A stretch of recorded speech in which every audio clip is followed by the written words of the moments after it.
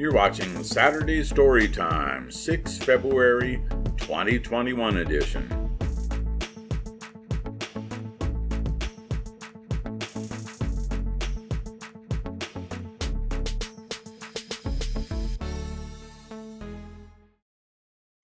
Welcome back to Saturday Storytime. Let's get started. In privacy news, Spotify has been awarded a patent for their speech recognition technology that will help them select music to play for you. They filed for this patent in February of 2018 and it was granted in January 2021. It's going to use audio to identify traits such as emotional state, gender, age, or the accent of a speaker. Seems kind of discriminatory. I wonder how many genders it identifies. Anyway, I wonder what playlist it would suggest for somebody that's upset about privacy and artificial intelligence. Next, in privacy, Amazon Ring Camera Network now has 2,000 police and fire department partners. The police and fire department are especially excited about Amazon Ring cameras because they can assist in investigating crimes. There are other doorbell cameras, but the Amazon Ring is fairly ubiquitous, and Amazon, being a large company, makes it an interesting partner to work with. It's an ideal tool in the eyes of police and fire departments across the USA. There was some negative publicity when Amazon was reportedly too cooperative in fulfilling requests from authorities to gain access to the Ring camera. Ever since the news broke out, over 2,000 departments, both police and fire, have been added to the network of entities that can request a copy of such data. As many as 62 agencies have been added in the last month alone. But on the privacy news side, Amazon's rate of compliance has dropped by 57%. Requests are denied when Amazon determines if the request is too broad or inappropriate. It's interesting that Amazon is the arbiter here. I'd be curious to say what courts and judges would have to say about that. This 635 million year old fossil is the oldest known land fungus. It's over 3 times older than the first dinosaurs. Fungus has an amazing ability to break down organic matter into vital nutrients. But it may have played another important role because this fungus appears at the end of the Ice Age, so it may have helped the planet recover from the bitter cold of the Ice Age. The fossil was found in small cavities within well-studied sedimentary rocks in the lowermost Do-Shantou Formation in South China. This formation has provided a broad variety of fossils to date, but they did not expect to find any fossils towards the lower base of the Dolostone. 4-year-old Lily Wilder finds this dinosaur footprint on the beach. She's a big fan of dinosaurs. She has a toy pterodactyl, so she was really excited about this discovery. She spotted a footprint in the rocks, and her parents posted this picture on Facebook, and it received an incredible amount of response. The Wilders reported this to the National Museum Wales, who advised to take down the post to avoid a stampede of fossil fans descending on the beach. This is a 110 millimeter trace fossil, and it's been legally removed with the permission by the landowners and the Natural Resources Wales. And it's in safekeeping. Lily plans to buy more toy dinosaurs. Congratulations, Lily. So it appears human thumbs got a major upgrade 2 million years ago. This is a study of all of the ancient precursors to Homo sapiens to determine when the opposable thumb actually first came into play. Our species, Homo sapiens, emerged around 300,000 years ago, so we're pretty much latecomers. Of course, we know this thumb opposition greatly enhances dexterity and the ability to grasp things, so it improves the ability to make tools. Some of the oldest stone tools in archaeological record date back more than 3 million years ago. So it's possible this hominin genus named Australopithecus, who also had human-like thumb dexterity, was responsible for these tools. The researchers studied modern humans, chimpanzees, and a large number of Pleistocene-era hominins, including the Neanderthals, Homo naledi, and 3 species of Australopithecus, and 2 specimens found at the Swartkron site in South Africa. Of course, the muscles aren't preserved in the fossils.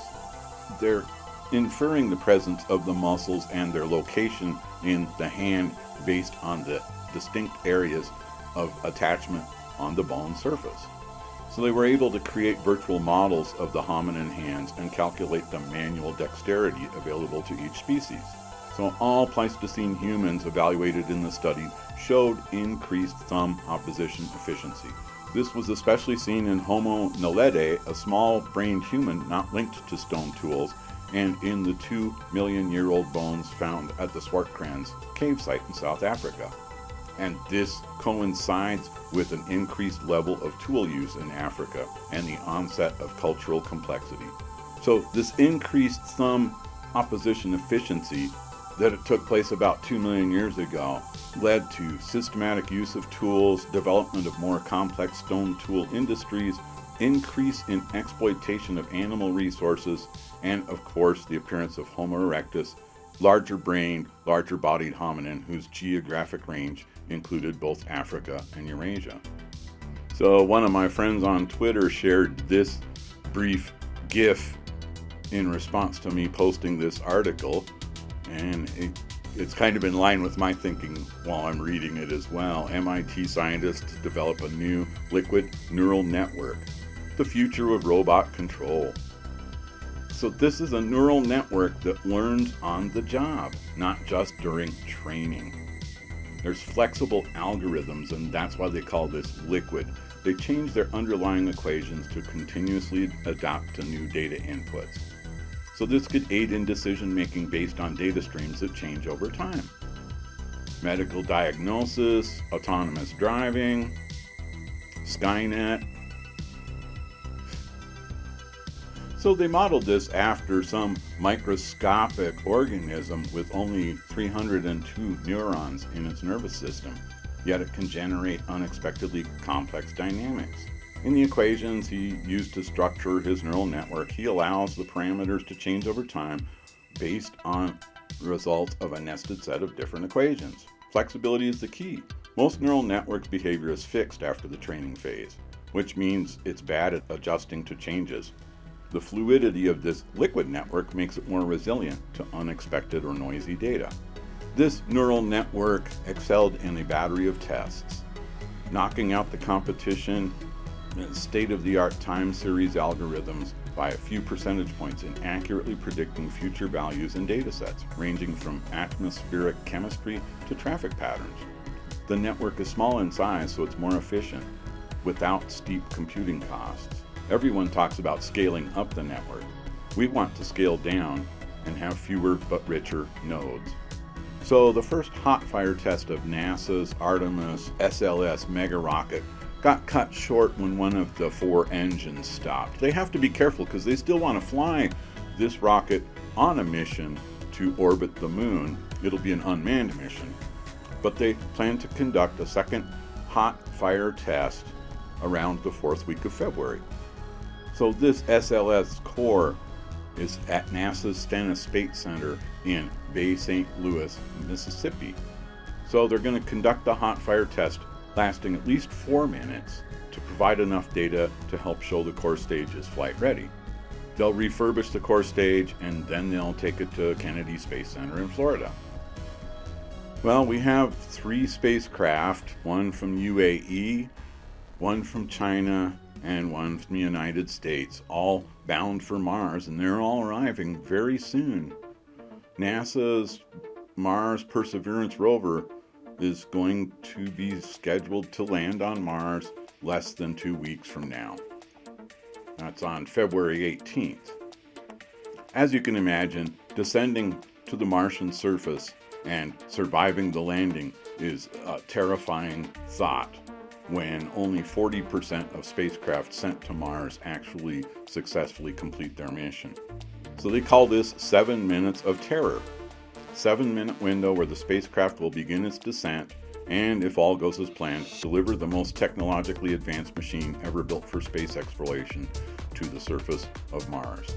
The transmission of data between Mars and Earth takes up to 11 minutes each way, so controlling the spacecraft in real time is out of the question. It's going to be a completely automated process. Perseverance is going to hunt for fossilized microbial life and help us understand Martian geology better in general. I was under the impression that OSIRIS-REx had already departed Bennu, but apparently it's been hanging around there since October, when it was able to collect soil and rock samples from the surface of Bennu. OSIRIS-REx is expected to depart Bennu in May. It's a 200 million mile trek back to Earth, so we're looking forward to it returning on September 24th, 2023. In April, the spacecraft will conduct a flyby of the asteroid, so they're going to compare before and after images, looking at images collected from 2019 to make sure they didn't make a mess of things on Bennu. Leaving in May puts this spacecraft in the sweet spot where it will require less fuel to travel home. This will be the largest propulsive maneuver conducted by OSIRIS-REx, as its changing speed over 593 miles an hour of velocity change. NASA astronauts Mike Hopkins and Victor Glover went on a spacewalk on February 1st, wrapping up a multi-year effort to replace all of the nickel-hydrogen batteries on the International Space Station with new lithium-ion batteries. They first proposed the replacement of these battery systems back in 2011. Battery production started in 2014, and the first of these lithium-ion replacements flew to the station on board JAXA's Kanotori 6 resupply flight in December of 2016. Now, after 4 years, 14 spacewalks, 13 different astronauts, the upgrade is complete. These are space-grade lithium-ion shells with a radiant barrier shield. And because lithium technology is denser than nickel-hydrogen batteries, only 24 of the batteries were needed to replace the 48 old ones. You see, the International Space Station, it's got a bunch of solar panels, but it actually passes between sunlight and darkness every 45 minutes. So it needs batteries to store the extra energy that it needs when it's in the dark. Elon Musk at SpaceX announced on Monday that the company's first all-civilian flight into Earth's orbit could take place this year. This 4-person crew on board a Dragon spacecraft will move across a low Earth orbit on a multi-day flight that will eclipse more than 90% of the Earth's population, according to the website set up to describe the mission. This is funded and led by Jared Isaacman, 37, founder and executive chief of a company called Shift for Payments.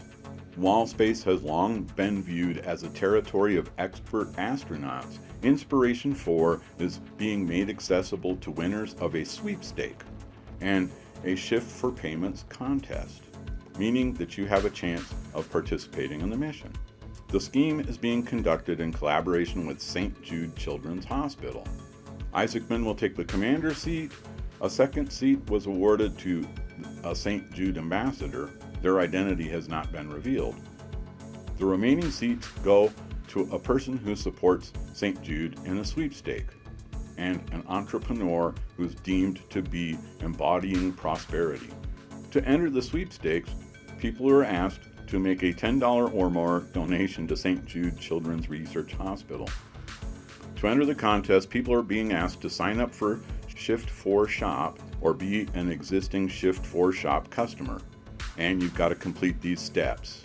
Utilize the e-commerce tools at Shift 4 Shop to build your business website, enter into a Shift 4 Payments merchant processing agreement, create a video of no more than 2 minutes and 20 seconds that describes your inspirational entrepreneurial story, post the video on Twitter, including the URL of your Shift 4 Shop online store with the hashtag Inspiration4Contest, complete the entry form sent to the email address used to sign up for your Shift 4 Shop account. The contest will run through February, and winners will be selected in early March by a panel of judges based on the inspirational nature of the video, the overall entertainment value, the virality of the video, and the entrepreneurial spirit. This female physicist has invented a new fusion propulsion system. This could take humans to Mars 10 times faster than our current technology. This is Dr. Fatima Ibrahimi. She works at the U.S. Department of Energy's Princeton Plasma Physics Laboratory. During the operation, this tokamak produces magnetic bubbles called plasmoids that move at around 20 kilometers per second. That seems like a lot of thrust. Fusion is the power that drives the sun and stars and combines light elements in the form of plasma. So this device uses the magnetic fields to shoot plasma particles from the back of the rocket and propel the craft through space. Plasma is a hot, charged state of matter composed of free electrons and atomic nuclei that represent 99% of the visible universe and is capable of generating massive amounts of energy. Let's take a look at the diagram of this engine here. You're going to want to follow the link down below to my blog where all the URLs to the stories we talk about are located, so you can read more of this article. We talked about Venus previously and the potential for phosphine gas, which might be an indication of some form of life in the atmosphere of Venus. Scientists thought they found phosphine gas in the atmosphere of Venus, which could be a sign of biological processes taking place. There might be airborne organisms around the planet, which would be the first discovery of extraterrestrial life never made. Researchers in this latest study examined the data that was used to make the initial claim that phosphine may be present, but unfortunately they couldn't find a clear spectral signature of the gas in the data. So that put the original claim into serious doubt. They probably saw sulfur dioxide, which is relatively common around Venus. And of course now we have to continue looking for our first signs of extraterrestrial life. Thank you for watching Shitoku Tech Saturday Storytime. Also, please follow my blog on blogger.com because it's a fully searchable compendium of all the articles I've covered dating back to December of 2019. Thank you and have a great week. Thank you for watching Shitoku Tech. Please subscribe, comment, like, and share.